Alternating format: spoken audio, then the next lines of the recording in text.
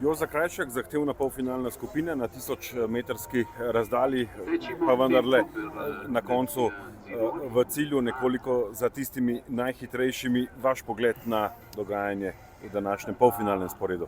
Mislim, zahtevna vsekakor, se je to vse svetovno prvenstvo, olimpijska disciplina, tako da je najmočnejša skupina.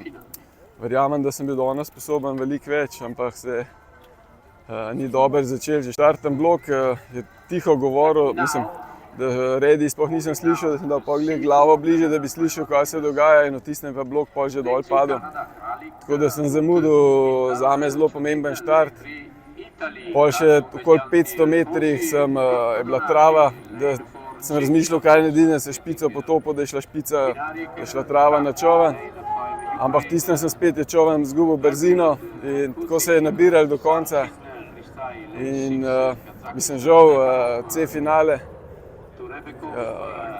Žalosti me v bistvu to, ker vem, da sem bil danes pripravljen veliko več.